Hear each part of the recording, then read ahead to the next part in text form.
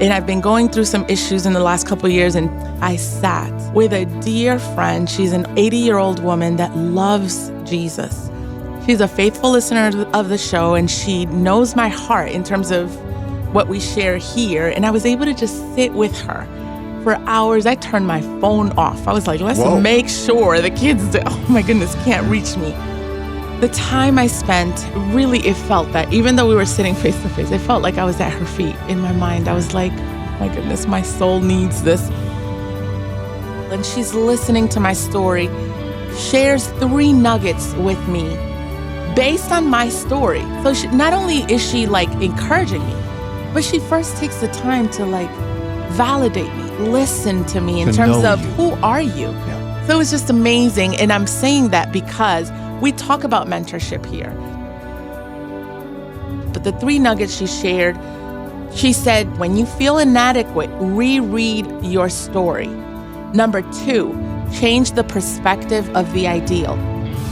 And my favorite of all was number 3, when she said, don't let people take your golden apples. She said, be like the Lord, and instead of having people take away, give it away, be generous. And that released me and helped me deal with guilt. By the end of the 3 hours, I kind of like unpacked on the way home. I almost cried, like, oh my gosh, what the Lord did. So yeah, there was 3 nuggets. And then as I was thinking about it, I was like, I have to share this because I know I'm not the only one. You know what we're about to do? We're about to get real. We're about to have conversations that Christians have behind closed doors. The scary ones, the ones that make you feel uncomfortable, that's where we're going. Why? Because we're family. Ustedes son mi familia. So this is the Brian and Janelle podcast. She's Janelle and I'm Brian. If you don't want to miss anything, all you have to do is just hit that subscribe button to get a notification whenever we drop a new episode. This is the Brian and Janelle podcast. Do you guys value or have you had mentors throughout your life? Not many. No? No. What about you, not really. Brian? I've had a handful that I didn't seek out, but they made a huge difference for me. And it wasn't until I got in radio that it really happened for me, but I had a couple of guys who were willing to invest in me personally and professionally, far above the call of duty. And it made a huge difference for me. And I call them mentors in hindsight. Yeah. Mm-hmm. I was looking forward to talking to you guys because I know mentorship is something we talk a lot about. And I don't know, Brian, if you've struggled even in the different seasons. It seems like it's easier to get a mentor when you're a young Christian than like where we're at now. Because either Are you other saying people, we're old then, or? No, older. Has that been a struggle for you? Especially with teens and the complexities of life, and people are busy and feeling a little bit more and more isolated. Have you felt that? Oh, big time. Especially as the kids have gotten older, isolation sets in. I think for anybody, it's harder and harder to form new friendships, have people speak into your life. Because once you hit a certain point, I think people just think that you've got it figured out. Yes, that's what it is. I was talking to a friend of mine in the summertime, and we were talking about this particular struggle. And she's in ministry too, full-time ministry. And she's like, people look at me, and even when I share my struggles, they'll walk away and be like, no, you got this. Because they assume you're in ministry, you've been a Christian for a long time, like you got it. And I'll pray for you. And she's like, can you help me? It's almost like you're drowning. Yeah. Oh, and that was my feeling. I've been sharing it for months here on the radio, and I've been going through some issues in the last couple of years, and teens have a way of like, if you're drowning, kind of pulling your leg underneath and like, let's drown you a little more. And last weekend, I was just wrestling with the Lord. And then yesterday, I sat with a dear friend. She's an 80-year-old woman that loves Jesus. She's a faithful listener of the show, and she knows my heart in terms of what we share here. And I was able to just sit with her for hours. I turned my phone off. I was like, let's make sure the kids, oh my goodness, can't reach me. The time I spent it felt that even though we were sitting face to face, it felt like I was at her feet. In my mind, I was like, oh my goodness, my soul needs this. So I sat with a 80-year-old woman who's a dear friend and loves the show. And I was just so refreshed. And first, let me just stop and say, I'm not a dad, so I can't speak on your side. I just know that as a mom, sometimes you just want to feel like a kid, like you want you're so used to caring and like, did you eat and did you sleep and all that? And so I had this appointment with her, and she texted me during the show yesterday and was like, I know you haven't eaten. Like, hello, I asked that question. I know you haven't eaten, so when you get here, I'll have lunch for you. Just that. I was like, wow, that's weird. So Good weird. Yeah, good weird. So then I get there, and like my lunch is on her table already. And the like fruit and water and You probably could have just cried right there. Yes. And so while we're talking, she's making my hot sandwich. Oh, that I could have just gone home and been like, I am blessed. Thank you. It was amazing. So we're sitting there. We talked for hours, and I walked away with 3 nuggets of wisdom that I was just like, this is a game changer, especially after the kind of weekend I had last weekend. I've told you things in my house have slowed down. Everybody is out of activities except for people that can like bike ride. Yeah. So I spend a lot of time, especially on the weekends, at home. Yeah. And that's a big deal because like we've been doing piano for more than 10 years and piano's paused. So the Lord has just been pouring into me the last couple months. And last weekend in particular was special because there's something about being weary and being tired and feeling discouraged. And maybe it's a way of the Lord kind of waking us up. And so I've shared my feelings of inadequacy with the listening family and with you guys. And so last weekend I sat and I was like, you know what, I know there are people in the Bible, because I've read of them before, that had these feelings.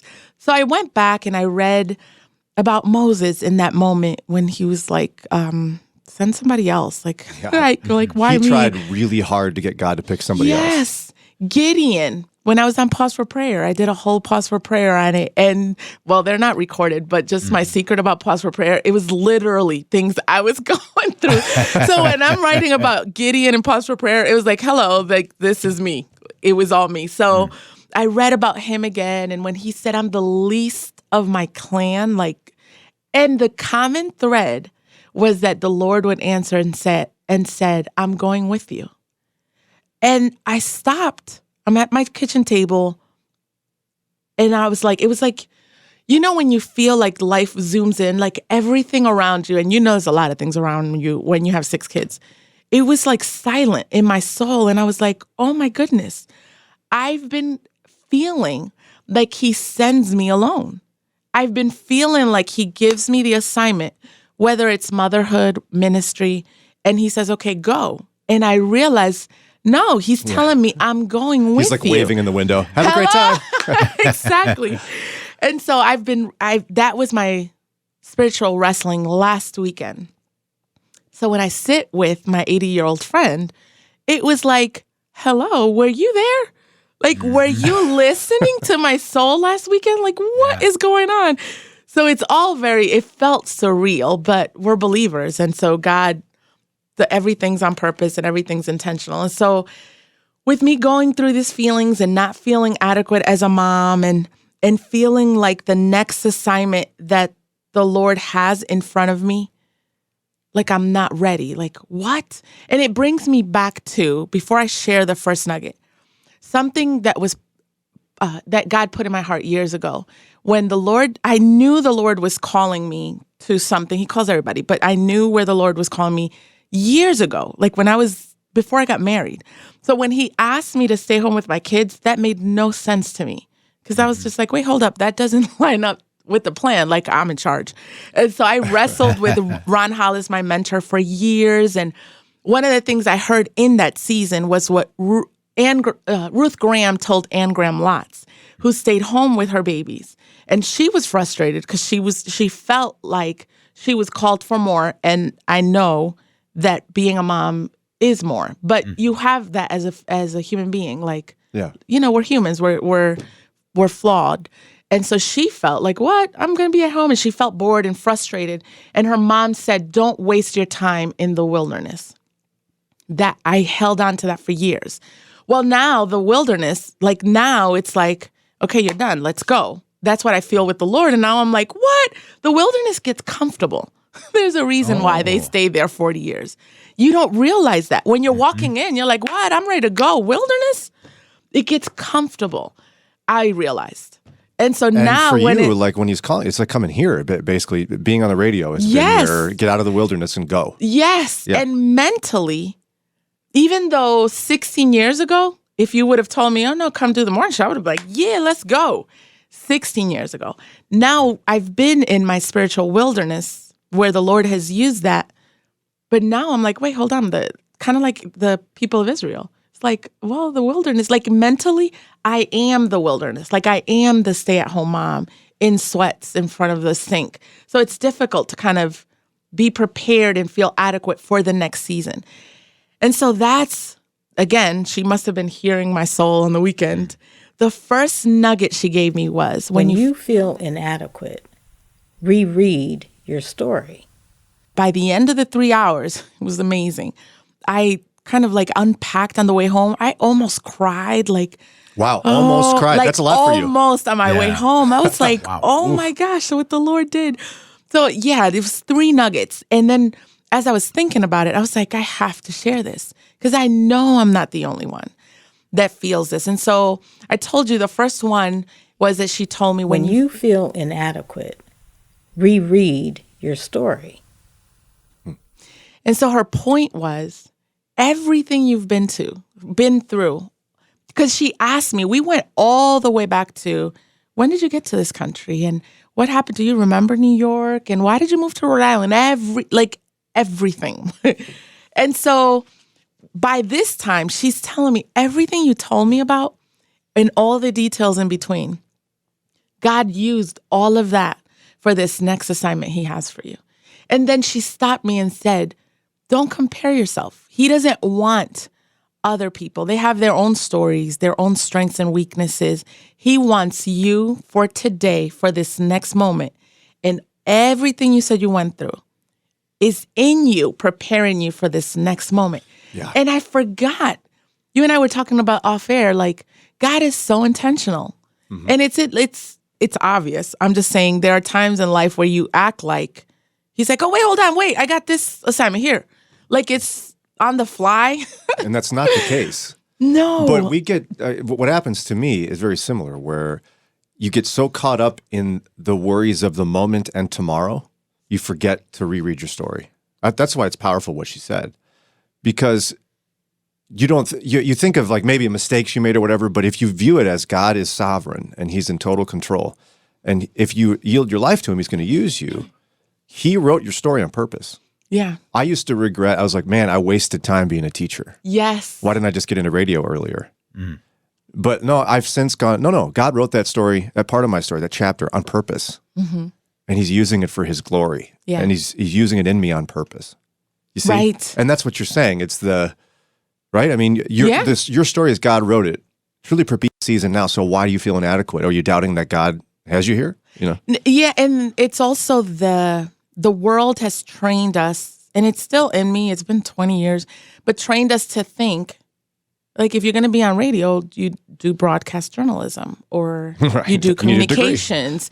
Yeah, and so you forget God's economy is different. It's similar to when he had me go into the season of staying at home, and I was like, God, this doesn't make sense. I know that sounds messed up, but like we talk about being honest with the Lord, and I was just like, what? Like, how does this make sense for me to be at home? I'm not preparing anything. I'm not building a career. And I remember my mentor at the time telling me, God doesn't work the way corporate does or the way the world does. He doesn't need a resume. He doesn't need a college degree. If he says someone's going to do something, they're going to do it, and he knows how to get you there.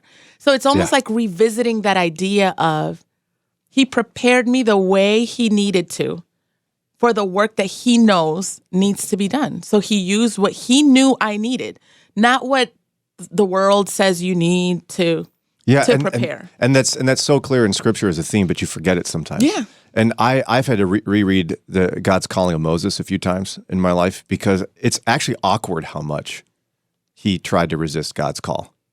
It's like Moses, seriously? It's like, Moses, stop. Like multiple times. He's like, pick somebody else. You're talking to God. Did he try to send like Aaron? Like, can you send my brother? Well, I mean, yeah. And God finally relented and said, all right, fine, I'll send him with you. Yeah. But you're going. But because Moses felt totally unprepared, Like he's like, who am I to speak to God, to your people? And yet if you look at his life, he's the perfect person to do it. Yes. He just couldn't see his story in totality. Right. Which is why that wisdom is so good to, what is the line again? She says, when you feel inadequate, reread your story. Yeah. That's good. And in my case, now as I'm unpacking it, validate it. Look back. It's like Ruth Graham telling Anne Graham Lotz, don't waste your time in the wilderness. It was a wilderness, and the Lord did something there for a reason. And so I need to go back and validate it, maybe even journal about it. And so I was, as I'm struggling with feelings of inadequacy and even we talk about ministry and am I fit for God's work? And I'm very passionate about God's work, and my number one ministry is at home as a wife and as a mom. And so as I was struggling and wrestling last weekend, it's all of that. Is like, am I doing enough with homeschooling? You have one. I have a 16-year-old. He's about to leave. And I'm like, have I done enough? And now I'm like replaying things that I could have done this or I could have done that. Right. I'm trying to scram. I'm like, test this tomorrow. Let's sit down. Like, I want to sit him down and be like, okay, I didn't tell you this. We didn't do this. And feeling inadequate as a mom. Because I think a lot of times as Christian women, even if it's implicit, we have this ideal we're shooting for. We want to be a godly wife, and we want to we want to nail all the areas, right? Oh, yeah, you want to be perfect wife, perfect mom, perfect at your job. Yeah. You want to be a good partner. So am I managing the finances the way I'm supposed to? And then, of course, you got this job. So then you're reminded daily of like, am I being patient? Am I encouraging him? And if I'm spending too much time with my husband, I'm not spending enough time with the kids. And just all the pulling in all directions. And there are a lot of areas. Am I serving my neighbor? Right. We talk about this on the show. And for women, am I pretty? Am I pretty enough? Hello. Am I physically correct? And yes. Oh my God. And that's all on you guys, because us men, we're like, yes, you're perfect.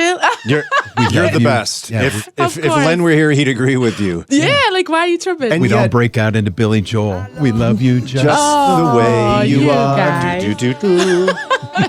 But as I think about this, we all set those ideals for ourselves, right? And we carry this weight around, and then we fake it. How you want people to think you got it all together. Yes. You're on social media, like, look at my cute kids. They didn't know the screaming that happened before the picture was taken. Oh, yes. So a lot of this is the unspoken battle, I think, of Christian women, you're saying, right? Yes, unspoken battle. So either you fake it, or in the last couple of years, you walk around broken. And so I shared 2 years ago, which is good. I'm just saying, 2 days ago when I was talking to Nancy Kane on air, which, to be honest, after the weekend I had, that interview was for me. So if y'all were blessed, that's good. That was happy. An accident. I know. So in the book, in the beginning of her book, Stages of the Soul, which friends of the show, and if you gave, you're getting the book. So please read it. It's amazing. She shared, and she was like, if there's like an undercover person that can observe your life, will they walk away and say, wow, their relationship with the Lord is so deep? Years ago, I would have thought, well, yeah, I'm reading my Bible, I'm praying, and I'm discipling my children. What she said was, will they see joy and freedom? Brian, joy. And then I'm like, we glorify being broken. And I'm very passionate about being transparent and being real. So I walk around telling people, girl, I am struggling. I feel guilty. That's good. But after a while, it's like, wow, can people walk away and be like, wow, the Lord's carrying her yoke. Look at her. She's like walking in freedom and trusting him. They're not. And here I go. Like, I just shared a big secret. They're not. So you don't even have to be undercover. I just told you. I realized there, like, man, I have to, there's something we talk about grace, but like we say in the show, there's a lot of it we don't walk. Like, how much of my burdens do I give him? Really? Oh, yeah.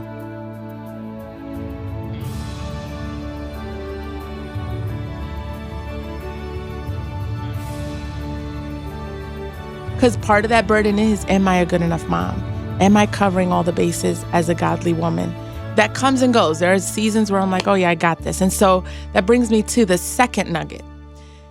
And again, I felt like she was like over here in my spiritual conversation with the Lord. I don't know how she got this, but I needed this. She said, change the perspective of the ideal. And then she said, when people look at the Proverb 31 woman and all of her qualities. And then she broke it down. She was like, and then she qualified. She was like, I know, we don't know if she was a person or if it was an ideal, but when we look at her, and this is something we pursue as a godly woman, and you look at all her qualities and the way she did business and took care of her kids and her husband. She said, do you realize that throughout time, when you look at Christian women, the way to look at that is all of those qualities manifested themselves throughout her life and not all in one season. Wow. That to me, that was I was freed in that moment. So stop trying to be all of the Proverbs 31 woman qualities at once and just know that you're going to focus on one in a season. And throughout your life, in the rearview mirror, you're going to see that in your life. Yes. Interesting. It was almost like I realized, oh my goodness, I'm zooming into her and thinking she is all of this right now, like today. Right. She didn't say it this way, but I walked away thinking, okay, I got to zoom out. So by the end of my life, these are the qualities I want people to have seen, and hopefully it will be all the ones she shows. Right. But basically, she was kind of telling me, give yourself grace. When you have little children, or in my case, I'm homeschooling, so I got 6 kids at home all the time. She's like, there's no way you're going to be just nailing, let's say, ministry. And I'll give you an example. Not that you're not faithful and you don't pursue excellence, but yeah, maybe I won't be able to do a blog or write a book, and it's okay if you're like, I'm still learning about finances. I can't nail it and be on top of it because I'm so overwhelmed with the little kids, or I'm in a season where my teens are. It was kind of that. She was like, give yourself grace in certain areas. You cannot nail everything all at once in one season. Wow. That's freeing for Does somebody. that help you as a dad? Oh, sure. Yeah. No, it does, because we think we have to be God's ideal for every aspect of our life in every moment, when the reality is, if you look backwards, you can see that He's working on us one thing at a time. Mm-hmm. Yes. But for some reason we forget. And we forget, and for good reasons. A lot of times for good reasons. As I'm wrestling with the Lord, I'm realizing, even if it's because I want to serve you better and because I love you, that can become a burden. Trying to be all of Proverbs 31, that's such a distraction to just love me. Like, sit in my presence and I'll go with you. Do you see what I'm saying? Yeah. I'm so busy trying to I just want to serve you well. It's kind of like the Mary and Martha thing, really. It always comes down to that. And then, a lot of the 2 nuggets that we've shared. So she told me, when you feel inadequate, reread your story. Change the perspective of the ideal. And these 2 were life-changing. But the next one, the last one she gave me, was so practical. I just want to drop the mic. I would bring all of y'all to her house if I could. I was like, I got to write this down and I want to share this. And I've shared before and I'm sharing now that for the last couple of years especially, I've been feeling inadequate and feeling like... For everything you're saying. Everything. As a wife, as a mom. At home, as a wife, and then now here in ministry. And I say this because we all share this. We're all trying to balance and just feeling like I am not enough. And of course, here we go. I'm not the only one. We have someone texting that says, I have always wanted to stay home full time with my children, and I feel like I'm missing out on their everyday moments. I always feel inadequate. Wow, I always feel inadequate.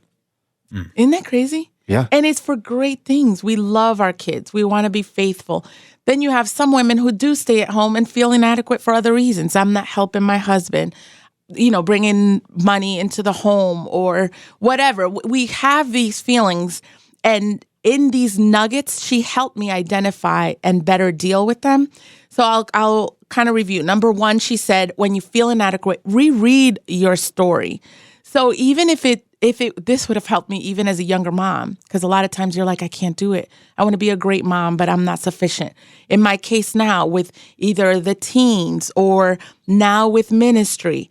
And she took me back and said, everything he's taking you through, all the experiences you just shared with me, this is like after 2 hours of sitting with her, all of that was intentional. And the Lord was preparing you, and it's in you for the task he has at hand today. And it helped me own it, because she said, that's why you don't have to compare yourself with other people, because nobody has what he put in you. All of that is for this moment and for what he's given you. It was just so amazing. And so that was number one, reread your story. Number two, change the perspective of the ideal. And so we know as Christian women, even if it's implicit, we're pursuing the ideal, which is usually the Proverbs 31 woman, and she was nailing it in the home, outside the home, her kids, her husband, all of that.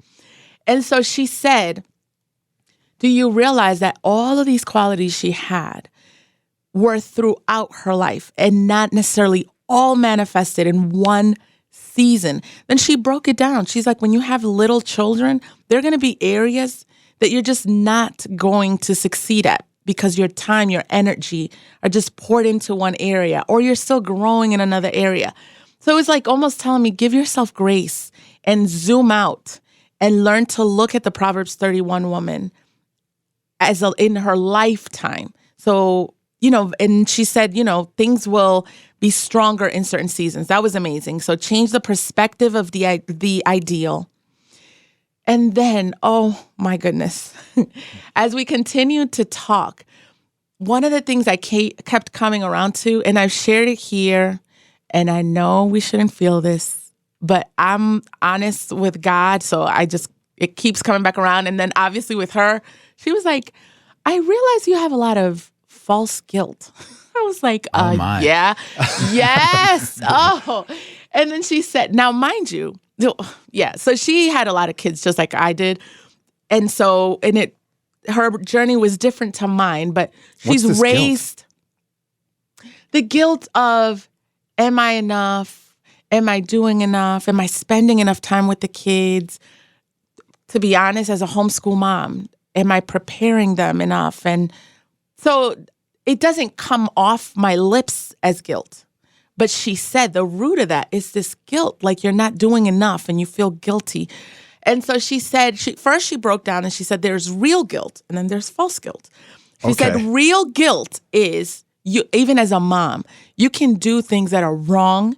You bring it to the Lord and you know and trust that he forgives you. And she said, your sins are to him, like from the east as from the west, it's gone. And you ask your children for forgiveness. That's real guilt. She said false guilt are things that expectations that you're not meeting. And so you hold this thing of like, I'm not reaching this. And, and so you make it a guilt in your life.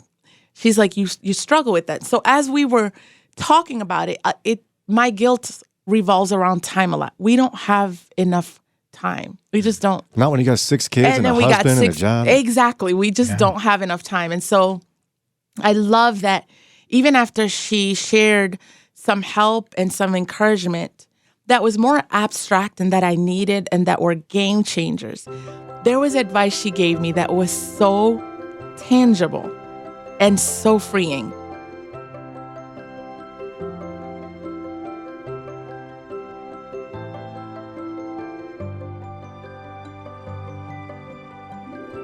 So she said, we only have, all of us only have 24 hours, and then she stopped and she said, if somebody broke into your house and they grabbed your most precious item, she said, think of it, bring it to mind. Maybe it's something your grandma gave you or your mom gave you. And then she said, in your life, so she said, that's your house. In your life, that is your time. If anyone takes of your time, they cannot give it back to you. It's gone. So look at your time like golden apples. And I love the visual. And she kept bringing me back there. They're golden apples. and they're finite. You only have so many. And then she said, try to look at your time kind of like as blocks. She went back to Jesus and she said, if Jesus's life would have been taken, our faith would not be what it is today. He gave his life. She said, you want to do the same thing with your time. Be generous with your time, but don't let people take it from you. You give your time. Isn't that just that? Isn't that deep? Well, because people take our time. Oh my goodness. And we let them. We let them. And it starts with our kids. It's a bunch of good intentions or good causes, you know? So then she said, so if you look at your time as blocks and you're intentional in terms of who you give it to and how you give it. Now, this was the most freeing part as a mom. I homeschool, so my kids are home all day long. And so for me, I feel like I should be available all day long. So when I rest in my mind, I'm like, especially since we have that feeling of like they're growing so fast. Right. I'm like, I should be playing a board game or I should be reading with the baby. And even if you spend time with 2, you still got 4 you didn't spend. So it's like all day long. So then she said, if you look at your block as time and you're saying, just for the sake of discussion, let's say I'm going to give my kids tomorrow from 10 a.m. to 12. She said, if you're going to give that time to your children, you give it 100%. You turn your phone off. You're not on the internet. You're not on the phone. You are with your children doing whatever it is you determined to do. And then she said, when the block is over and you do whatever else you're going to do, you don't have to feel guilty. You gave and it's done and it's over. It just helped me in terms of boundaries because it was a very visual. And then she was like, and then it's gone, but you're happy about where it's gone because it was intentional and it was given, not taken from you. Oof.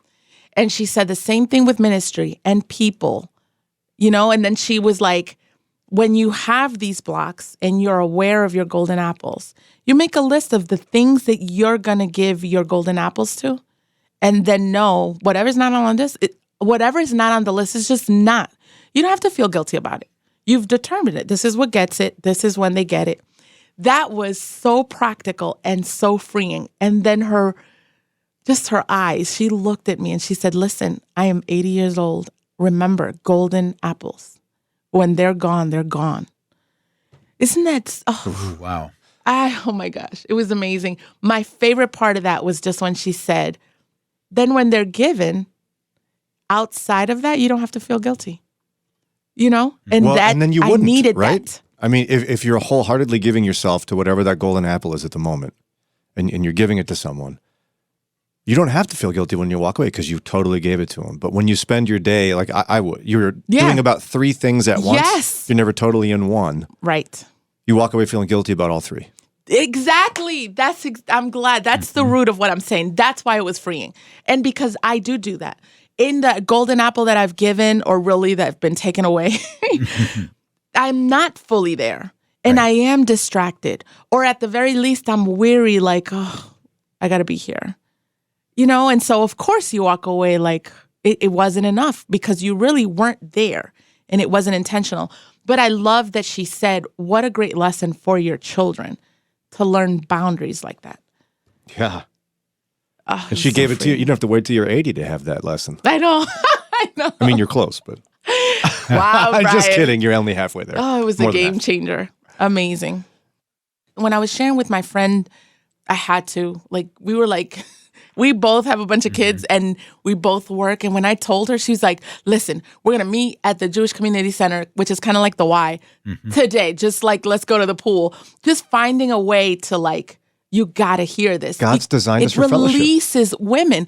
Yes. And so when I told her about my friend that I met with yesterday, an 80-year-old woman, and I just was so refreshed. I first walk in, lunch is on the table, and she's listening to my story, shares 3 nuggets with me based on my story. So not only is she like encouraging me, but she first takes the time to like validate me, listen to me in To terms know of you. who are you? Yeah. Yes, and intentionally. So like when I'm like, oh, so how many kids did you have? How many? She's like, no, I want to talk about you. And as a mom, how many of us don't need that? We're just pouring out. We're dry in a sense, like you're pouring out and ministering to. So it was just amazing. And I'm saying that because we talk about mentorship here. And when I shared it with my friend, just the lunch part, she was like, wow, I want to be that when I'm 80. To do that to another young mom, because we know what it feels like at this stage. So little things like that. But the 3 nuggets she shared, she said, validate your whole story. When you feel inadequate, reread your story. Number 2, change the perspective of the ideal. So she was talking about the Proverbs 31 woman. As we pursue that, know that all of these qualities weren't manifested in one season. Look at her life. So it helped me give grace to different areas of my life based on my season. And my favorite of all was number 3, when she said, don't let people take your golden nuggets or your golden apples. Time is finite. She said, be like the Lord, and instead of having people take away your time, give it away. Be generous, but give it away with intention. And that released me and helped me deal with guilt in terms of time. But the key is, it's on me to, when I give somebody my time, giving them 100%. So I'm talking about I talked about kids, but I don't know if you do this, but in dating, I'll have my phone, when I date my husband, my phone next to me. Or I'll be like, wait, hold on, I got to send this quick text. Like my mind isn't there. Or I'll be like, oh, it's okay to talk about the kids, but I think I need to do more of, I don't want to talk about the kids. I want to talk about you. Telling my husband that, like, be there with him. Yeah, it's hard to do though, isn't it? Because so often we are in our minds where we want to be next. Yeah. Or where we thought we would rather be. Yeah. But if you view it in the way she was giving you advice, where it's a golden apple, you're going to give away your time and you're going to be 100% committed to it for this block of time. You don't have to worry about the thing you wanted to do because you'll have time to do it. Yes. Okay. You're like, the next apple I'm going to give away is I'm going to go and, like in Ron's case, maybe go and work in his wood shop. Yeah.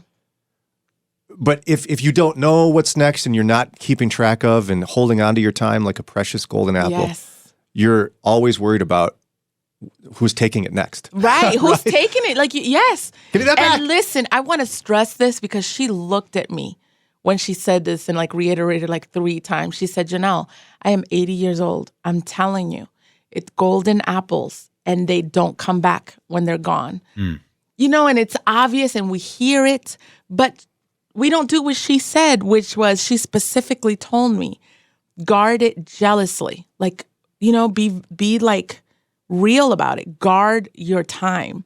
Why is that important? Another example, when I don't guard my time, it makes it harder to spend time with the Lord because I'm all over the place. The kids always need something. There's always something for me to do. But it's like you said, when you guard your time, you have intentionally set time aside to say, no, I'm not talking to you right now. I'm spending time with the Lord. And you can say that and be free and said, I already gave you time. This is my time with God. And as a mom, we want to do the best for our kids. What better lesson than to teach them to be intentional with their time? But the hardest part about that is the no. A lot of us struggle with that. We do. But if you view your time as this precious golden apple you're going to give away, it'll be easier to say no. Yes. Because you'll know what God has for you in the moment. Like, it's people feel this pressure at church, for example, that if someone asks you to help, you have to say yes because it's for Jesus. That's not true. Yes. Like you can give of yourself or your time, your talent, your spiritual gift in one area. Yep. And if someone says, hey, I'd like you to do this too. No, you can't take that from me because I'm giving my golden apple to this ministry in the church. Oh, my goodness. And God bless you, but no. Yes. Listen, I have seen people struggle with this in ministry and as volunteers in church. And if you need to hear this, please listen, because my husband is a PK and a pastor's kid, and he's seen it. Like, you hear the stories. Some of the most dangerous areas of having your time taken away is in the church. And a lot of times it's us because, like you said, it's good causes. You want to serve God. And you feel pressure that it's someone asking you, like, on behalf of Jesus, to help do this one thing that they want you to do. Yeah. Well, don't let them take your time. Yeah. Pray about it. And if God's guiding you in a different direction, say no. Yes. You're not saying no to Jesus. You're saying no to something you're not supposed to be doing right now because Right. you're already saying yes and giving your golden apple to something he's calling you to be doing. Yeah. Now, we all deal with inadequacies, but in this case, Janelle was pointing to her personal ones and ones many women are dealing with, feelings of inadequacy. Yeah. And may the Lord bless this 80-year-old woman. We're not going to tell you who she is because she wouldn't want you to know. It's not about her. She wants it to be about Jesus. It matters that she's 80. Like a lot of experience, and she loves the Lord. Oh, I love advice, but so I'm encouraging older people, please help us. Yeah, Talk we need to you. us. We need you. Hey, hold up. Where are you going? You know you liked your time with us. You want more. So look down, hit that button right there, subscribe, and you'll get updated episodes, and then you can hang some more. And guess what? You can help us. How? A 5-star rating. You can also hang with us live, weekdays 6 to 9 a.m., interact with us, talk with us, download the Moody Radio app. Or at brianandjanelle.org. And we don't put all this together all by ourselves. There's some great people behind all this production. We want to thank Ron Eastwood, Kelly Ryder, Paul Carter, Doug Hayner, Mike Reynolds, and our awesome and fearless leader, Josue Villa. And finally, this podcast is a production of Moody Radio in Cleveland, a ministry of Moody Bible Institute. Well, Brian, that's a wrap. Yep.